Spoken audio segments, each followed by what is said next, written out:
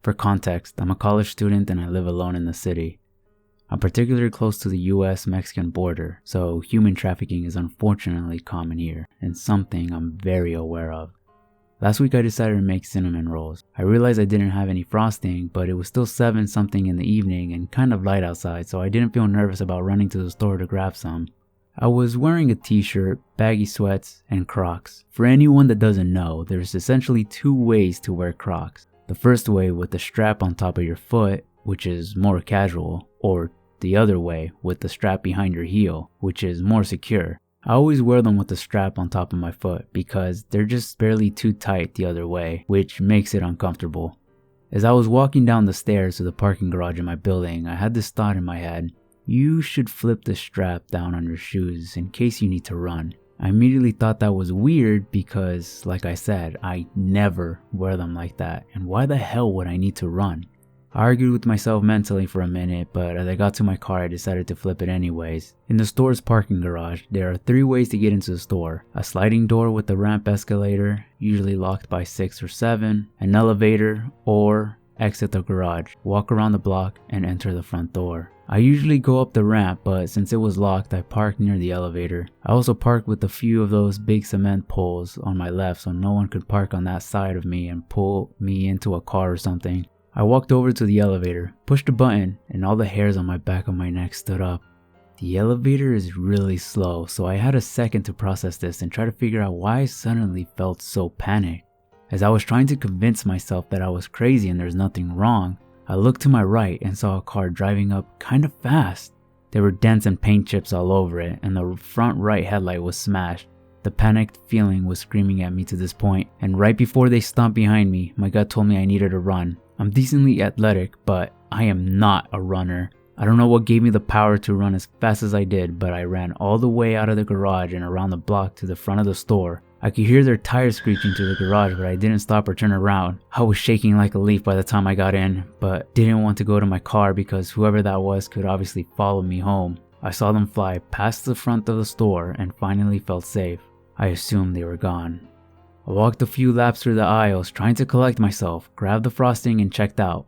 The entire time I was in the store, I kept trying to logically explain what just happened. Maybe the guy in the passenger side was injured and that's why they were coming so close to the elevator? Maybe they needed to ask me a question? Maybe they think I'm absolutely psychotic for breaking into a sprint in the middle of a parking garage? But why did I hear tires screeching? I started walking towards the elevator to go back to the garage, telling myself I'm insane for being so scared. The panicked feeling came back in my stomach even stronger to the point that I felt nauseous. I worked up the courage to ask a security guard to walk me to my car. I'm a really shy person, so asking a stranger for help isn't something I'm likely to do. He agreed and was really nice and helpful. We went down the elevator together and made small talk. He could tell that I was scared and told me if I ever need anything, what days he's working and who works those days when he's not. As we stepped out of the elevator, the car from earlier was now parked diagonally in front of me, blocking me in. When they saw the security guard, they took off and I haven't seen that car since. I don't know why they were waiting for me, and part of me is still trying to come up with some sort of justification as to why they did that. But all I know is whatever told me to fix my shoes in case I needed to run was right, and I'm never going back to that store again.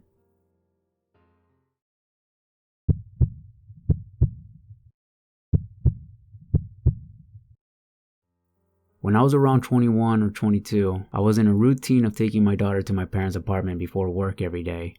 She was 1 at the time. Their apartment complex was fairly small and pretty average, usually with plenty of people out walking dogs and children playing, etc. It was around 2 p.m. when I pulled up and noticed a car of 4 or 5 guys in their late teens, possibly early 20s, pull up in the parking spot next to me, all of them looking right at me. I thought to myself, alright, my makeup does look good today, whatever. I get out of the car, get my daughter out, and begin to walk up the stairs. All of the guys get out of their car and walk up the stairs just a couple steps behind me. I immediately got this weird, overwhelming sense of the oh shit kind of fear, picked up my pace and ran into the apartment. I borderline dropped my daughter's car seat and locked the door as quickly as possible. When I turned around, my parents were just staring at me like, "What the fuck, bro?" I told them, while half laughing, that someone was following me, to which they responded with, "What?" And just as I began to say, "Just kidding," someone tried to open the door to the apartment. My smile immediately disappeared when I realized that I was not in fact just kidding, and that these dudes were truly following me and my baby. My stepdad grabbed the baseball bat he kept by the door and pulled the door open so fast the rush of wind almost knocked my ass over. And there stood the guys in total shock. My stepfather asked, "Can I help you?" With that badass dad and take no shit look at my baseball bat tone, and they claimed I had the wrong apartment. He told them not to come back and slammed the door in their face. It was then that I informed my parents that these guys watched me walk into their apartment, so he opened the door again to confront them, but they were gone this time. Not sure what would have happened had I been alone, going to my own apartment, or if I had left the door unlocked, but I'm glad we didn't have to find out.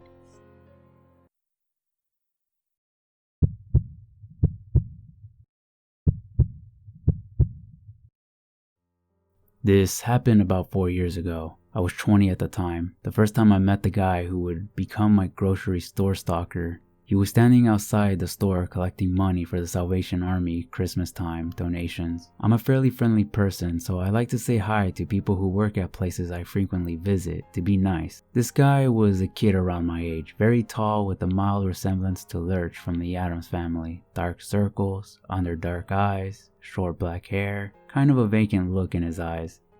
I chatted with him for maybe 2 minutes, just idle chit-chat about the weather and whatnot, nothing particularly memorable or interesting, and then waved goodbye and went home. Little did I know that that single moment would be the start of something that would have me genuinely afraid. About 4 or 5 months passed and I hadn't seen him again. Then one day as I was grocery shopping with a friend, when as we were chatting she suddenly got really quiet and kind of recoiled backwards. She was looking behind me. I turned around to see this guy who had to be at least 6'4", towering over me not 8 inches from my body. He said hi and then told me he remembered me from that December I had talked to him. And then he proceeds to ask for my number. I, being young and never experienced this type of interaction before, told him I didn't have my number memorized, but that I would write his down and text him later. I kind of half waved my phone at him, pointing out my at the time boyfriend whose picture was my wallpaper, making a point to say, "Oh look, that's my boyfriend," to the guy, hoping he would clue in, but no luck. He told me his phone number, which immediately upon getting it blocked without letting him get my phone number. However, what really made my blood run cold was what he said after I put my phone away. He leaned in and got real close, and with a low voice he told me, "Whatever I text you is for your eyes only." At this point I started to feel genuinely uncomfortable. I said, "Yeah, sure. Nice talking to you, but we gotta get back to shopping." And I grabbed my friend and dragged her off, shooting a panicked look at her and asking why didn't she bail me out. Apparently he scared her too, with his getting so close to me, and she didn't know what to do. I want to make it clear, I'm not exactly a small girl. At 5'8" and solidly built, I can certainly handle myself, and I very rarely feel intimidated or small in the presence of anyone, male or female. But this guy made me feel tiny and scared. In the months that would follow, he would make me feel truly frightened. I hoped that creepy interaction would be the last time I saw him, but that was unfortunately not the case. After that initial meeting with him saying that creepy thing about his text being for my eyes only, it seemed like I would run to him every single time that I got to the store. No matter what checkout lane I was in, he always seemed to appear at the end of it when I was finished shopping, and every time I was in the store I would notice him out of the corner of my eye watching me, no matter what area I was in. One time I even caught him following me out to my car. At that point I got scared and decided to say something to the managers. After letting the managers know what was going on, they assumed me that I would tell him not to talk to me. After that, he wouldn't speak to me, but I would continue to see him following me around the store at a distance every time that I went up there. It got so bad and I felt so frightened that I started to be afraid to go to the store at all. But I am one of those stubborn people who refuses to be intimidated by someone to the point I will stop doing something. I had hoped that maybe it was a coincidence that he was following me. After all, it was a big store and maybe he just had things to do that just happened to be in the areas I was shopping in. So I started to pay close attention to my surroundings. Once I started really paying attention, I realized that every single time I was up there, I would constantly notice him in the areas of the store I was in. During my last encounter with him, I went up to the store to grab just 2 or 3 items I needed for dinner that night, and I first saw him standing outside the store when I got there. And with his back to me, I quickly ran inside, hoping he didn't see me. Unfortunately, a few minutes later I saw him at the very back of the store, and items in hand.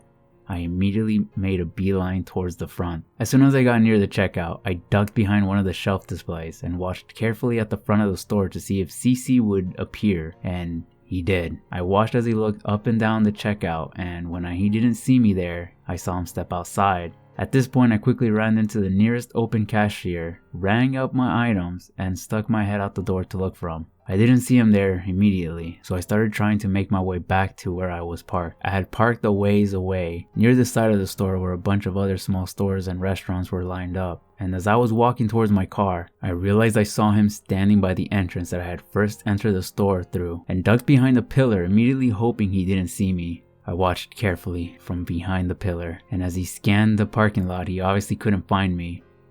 After a minute or two, he started to walk out towards the direction of the parking lot in front of the store, and so I took that opportunity to make a run for it to my car as soon as he was far away that I felt safe. As soon as I got into my car, I locked the doors, and to my horror when I looked up, he was standing there. He was about 15 feet away from my car with the shopping cart in front of him. I knew he followed me. He knew I knew. I fully believed he had chased after me, and when I made it to my car, he grabbed the nearest cart to make it look like he was collecting them from the parking lot. I remember just feeling absolutely terrified at that moment. I went home, and I immediately told my grandfather what happened. I began crying and shaking, and my grandfather told me to get in the car. We were going to settle this. He and I drove up to the store in his car, and he walked me to the store and demanded we spoke with the managers immediately. Both of them. When the managers arrived at customer service, he asked me to tell them what had been happening, and then demanded that they ensure he left me alone or that he would involve the police. The manager swore up and down that they would take care of it. As far as I know, he wasn't fired immediately because my friend who first encountered him with me when this whole thing began told me that she would see him from time to time when she was there by herself, but that any time I was with her, she would never see him. I fully believe he knew whenever I was there, only this time instead of stalking me, he avoided me. Eventually, everyone who knew the situation stopped seeing him there, so I think he might have gotten fired or moved on from that store. Either way, I haven't had any issues since, but I have never in my life felt so scared of another human being as I did that day seeing him make eye contact with me in the parking lot as I locked my car doors. It still creeps me out to think that he was watching me so closely every time I enter the store that he could easily avoid or follow me whenever he wanted.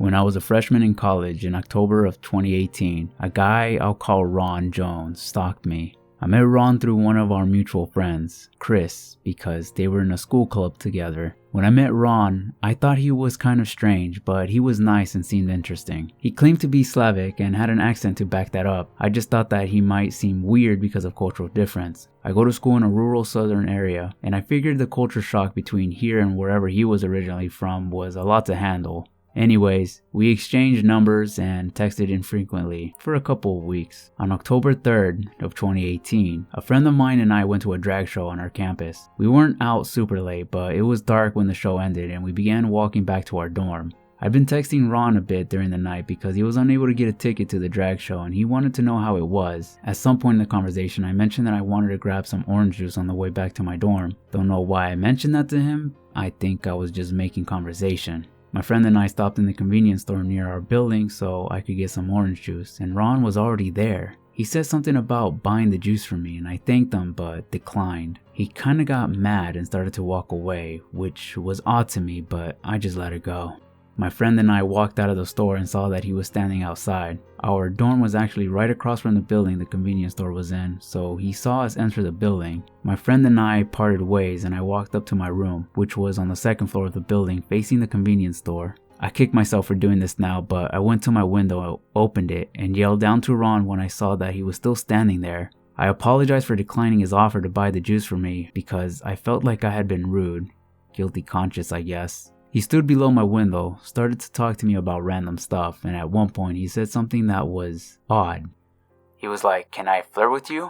I enjoy doing that, and I just laughed and said, okay, because I had no clue how to respond to that, and I just figured he was a flirtatious person. Stupid, I know, but that's not the dumbest thing I did. I ended up going outside to sit and talk to Ron for a little bit because I felt bad for being rude earlier, as if declining someone's offer to buy you something is rude. When we were outside, he didn't say anything of note and he was acting pretty normal. It got cold out, so he asked if we can go inside to talk, so I said sure. At this point in the year, I had several guy friends over to my room just to do work and chat, so I didn't see an issue with it and things started out normally, but they quickly got scary. Out of nowhere, Ron basically turned into a different person when we were alone in my room. He stopped blinking, he held eye contact super intensely, and he was laughing in this really low, creepy way. On top of that, his Slavic accent disappeared. That's when he told me he had lied about being Slavic and that he's native to the state of our college is in. He got increasingly more creepy and there was nothing I could do about it because I had a single room my freshman year. At one point he grabbed me in a hug and wouldn't let me go until I said, "Let go of me right now," 3 times or so. He told me he'd done a lot of bad things and that if I wanted to put him in jail, he could give me the names of people who have evidence against them. He said he hates Jews and black people and everyone until they give him a reason not to hate him. He said a lot of weird, nearly sexual stuff to me as well. Like he went on and on about how showering alone isn't fun and that it's better with another person and that he'd be willing to do that if I wanted to. Keep in mind, this guy had a girlfriend and he acknowledged that. He even said he'd go after me if he weren't dating someone, which freaked me out. He asked if he could sleep in my room and I said no, and I used to tell him that I was ready for bed and that he needed to leave. As he left, he said, "Do you want to know how unsecure the locks on your door really are?" He also pulled a few IDs out of his wallet, all with different names. I closed the door on him and looked through the peephole. He stood there, looking at the door for an uncomfortably long time before leaving. After that, he called me multiple times throughout the month, always at weird times. He started appearing everywhere I was around campus. The friend who had introduced us, Chris, actually started walking everywhere with me because he noticed Ron following me around and lurking around corners when I couldn't see him. Apparently he was around me a lot more than I realized because Chris began carrying a knife whenever we went to places. Ron was everywhere and he would come up to me and put his arm all over me and whisper stuff like, "We need to talk," whenever he saw me. For a while, he would lurk outside my dorm, but that stopped all of a sudden one day. I later found out that Chris had told my RA about Ron and that he had been banned from my building. I hadn't done that myself because I thought I was overreacting, but I wasn't. I blocked him on my phone and he hasn't contacted me since. He did apologize to me one day on campus last semester when we ran into each other, and I was actually willing to accept it and move on, until recently. So here I am 2 years later, and everything that happened with Ron has come back up again. I found out recently that he had a history of stalking women, like an extensive history going back at least 5 years. I met another victim of his who he stalked before coming to my university. She had gone to community college for a bit, and he stalked her for a while he was a student there. He followed her to our university after apparently being suspended from the school after 3 separate stalking incidents were linked to him. The victim I met told me something worrying. Ron is currently an RA on our campus, and she was one of his residents. When she told the residential office that Ron had stalked her in the past, they told her all they could do was have her move dorms, which she did. They then said that they couldn't do anything to discipline him because the stalking didn't occur at our university. She and I both reported our experiences with him to the residential office, who then tipped off the campus police, who then spoke to the dean of the students. The thing is though, when I gave him his name to the residential office, they had no idea who I was talking about.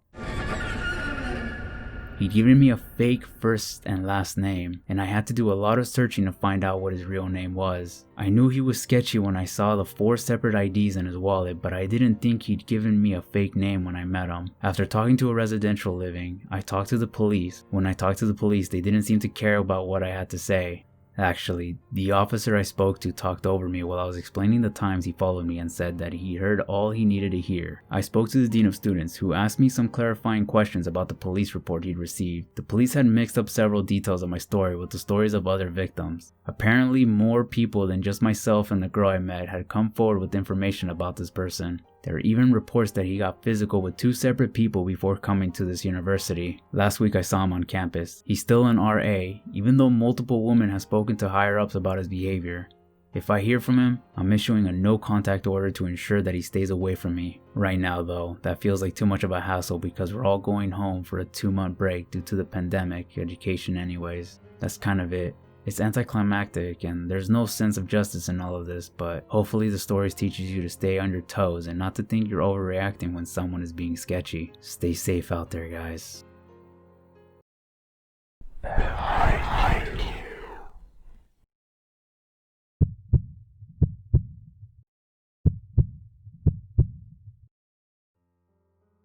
This happened in college, maybe 7 years ago. At the time I was living with one of my best friends and we were into the bar scene and partying and such. We lived in a city that was very much inundated with college kids, so it was never hard to find a party. And I'm ashamed to admit, but it was probably every other night I was partying my ass off. So the story starts on a night, very much like any other. She and I got all dressed up and went on a bar crawl. We ended up at this club and it was one of the more popular ones in the area, and we meet up with one of my ex-roommate. The 3 of us were having a great night, but periodically we were interacting with this one guy. None of us remember his name, but he seemed normal enough. He sat next to us on the smoking porch and bummed a cig from me. He bought my friend a drink. He was dancing next to us. We even all had a little flippant conversation together. Although I can't for the life of me remember what it was about, but he was there in the periphery all night. Around 1 a.m. the 3 of us decides that we're drunk enough and done dancing, and my ex-roommate invites me and the bestie to her place to smoke some weed. None of us have cars at this point, but it's a nice night and she only lives a couple miles away, so we start walking. This downtown street quickly turns into a semi-residential, semi-warehouse district area. Not the best part of town, or the most populated, but not a bad area by any means. And usually the streets are fully empty. We're maybe about halfway to the house when we notice there's someone behind us trailing along and getting closer. We really didn't think anything of it until we paused to light up some cigarettes and he catches up and we realize it's the same guy who's been hanging around us at the bar. He's kinda stumbly, clearly drunk, and he greets us like old friends. We don't want to be rude, but it strikes us all kind of weird that he's here to begin with. But we shrug it off because he's drunk and seemingly harmless. I should say right here that he's a real scrawny guy, on the taller side but thin with a baby face and big eyes. He just looks generally harmless and drunk. He asks if he can bum a smoke and walk with us until he gets where he's going, which isn't far. He's just pretty drunk and not sure he'll make it, and he's clearly very unsteady in his feet, so we say sure, why not? So we're walking and chatting and we're getting closer to our destination, but he doesn't make any indication of where he's going. So I finally ask him, "Where do you live anyway?" And he gives me this funny look like I'd asked something really stupid, and he says, "Oh, I don't live anywhere near here." This kind of creeps us all out, and we sort of stop at where we are, and I'm like, "Okay, then where are you going?" And he goes, "Oh, I'm just following you." At this point, I think there's been maybe like a misunderstanding in his mind, so I respond with something along the lines of, "Okay, well, no offense, but we don't even know your name. You're not coming with us." And he gets this look like hurt, but also angry and a little manic, and he gets kind of loud and he says, "But I told you all my name. I told each of you my name. How do none of you remember my name?" At this point, my ex-roomie steps in and goes, "Look, man, I know you're drunk, but you need to calm down." And the guy stops and gets real calm real fast, and he gets this really serious look and says, No, I'm not drunk, I'm fine. I just know you'd trust me more if you thought I was drunk." At that point, I'm like, fuck no, I'm out. But my roomie doesn't believe him, and she says something like, "No, you've been stumbling this whole time, of course you're drunk." And he shakes his head in a completely calm tone with no slurring whatsoever. He goes, "No, I'm sober. I just wanted to see if you let me in the house." And my friend goes, "Why?" And the guy gets this huge smile and his big eyes get even wider and he says, "I just wanted to see how close I could get to killing you." At that point, I'd had enough, and I put my authority voice and I tell him that is enough and that we are leaving and he needs to go to the other fucking direction before I call the cops. He just shrugs and says, "Fine." And we scurry away, and we leave him leaning up against the stop sign, just smoking a cig and watching us go. As soon as we round the corner, we all break into a dead sprint and run for a few blocks, then stop and freak out. We're in the middle of a panic whisper huddle when my friend looks over my shoulder and lets out this little scream. We turn around and there he is. It's dark, so we can't really see his face, just his silhouette against the street lamps, but there was enough to know it was definitely him. He's striding down the road a few blocks down, hands in his pocket, not a trace of a stumble, and he's not exactly running, but he's walking at this real brisk pace, and he'd be on us in less than a minute. Luckily, we're only a block away from my friend's place, so we start booking it there. We're almost at the front door when I realize, shit, we don't want him to know where we're going. Not the three of us alone. That seems dangerous as hell. As up the block I can see the telltale signs of a garage party and we book it over there instead. We come up to the lawn and there's a bunch of dudes out front and we're breathlessly trying to explain ourselves. But when we turn around to point out the guy, he's nowhere to be seen. The partiers sympathized us and let us hang for a few hours, and few of them even walked us back to the house. Thankfully, we never saw that dude again. And needless to say, my friends and I lost our taste for partying for quite a while after that. Drunk or not drunk, dude, let's not meet again.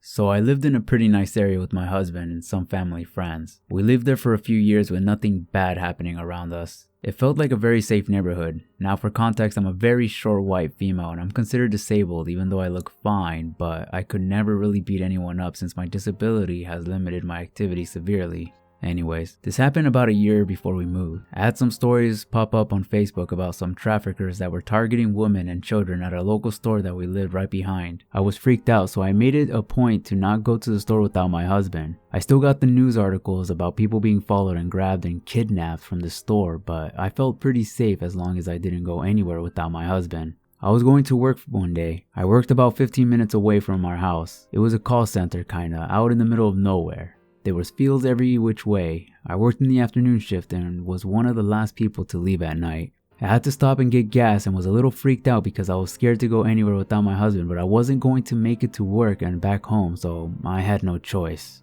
I stopped at the station and was slightly relieved that it was super busy. I got out and started pumping my gas when this big van pulled up in the spot next to mine. A guy got out and started pumping his own gas and he walked around the pump and got in between my car and me. He smiled and said, "Wow, your car is so clean. How did you get it so clean?" I was flabbergasted by the question. My car was a mess. It was dirty with bugs and stuff on it. "Why don't you show me how you get it so clean?" He reached out and touched me, but I jerked back. Another car pulled up behind me and a guy got out. I think he freaked the other guy out because he walked back to his van. I quickly finished pumping my gas and got into my car, locked the doors and sped away. A few minutes later, I look out the window and the van is right behind me, riding my bumper pretty much. I could see this guy smiling and laughing with some other guy. I was pretty freaked out, but I figured he was just going to the freeway. We passed the freeway, but he kept following me. Now I was very freaked out. The only place on this road now is my work. I called my husband, but he didn't answer since he was at work. I was freaking out, so I just picked up the speed and continued to work. I kept looking back and the van was still there, just a little farther back. I made it to work though. It was a large building with lots of cars in the parking lot. I parked right in front of the doors in a handicap spot and ran into the doors. I looked back through the locked doors and I saw the guy stopped in front looking pissed. I ran up to my department and ran right up to my friend who was an ex-military. He carried multiple guns on him at all times. I cried to him as I told him what happened. I got to work and was still freaked out all day. We closed and I was walking down to my car. I peeked out the windows and saw the white van. I couldn't see anyone in there and I wasn't even sure if it was the same van. I ran back to my department and told my friend what was going on. He pulled out his gun and he walked with me outside. The van had now moved to right behind my car. My friend walked me to his car. We got in and drove right up to my car. He then followed me all the way and sat outside until I was inside the house. I could see the van following us, but once we got past the freeway, he turned onto it. The next afternoon on my way to work, I passed the gas station and the van pulled out. Again, they followed me to work, but they turned away once I got to the parking lot. This went on for about a week. They would follow me to work, leave, then be outside when I was leaving and my friend would walk me out. My buddy told me that they were probably trying to learn my schedule so they could figure out a time to jump me. He insisted I take out one of his guns just in case he wasn't there at work to walk me out. I didn't want it though, as I was afraid that if I had it, I would get pulled over for something and get in trouble for having a gun not in my name and not having a permit for it. I was telling my husband that evening about how this van is still following me and he suggested that I should call the cops and let them know. I honestly don't know why I didn't think of that. So the next morning, when I was getting ready for work, I called.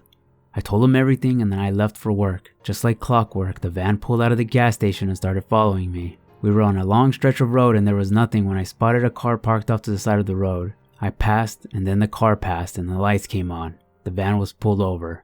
I later found out that the men following me had several warrants for rape and attempted kidnapping. The back of the van had knives, rope, gloves, mask, chloroform, and some other sketchy crap in it.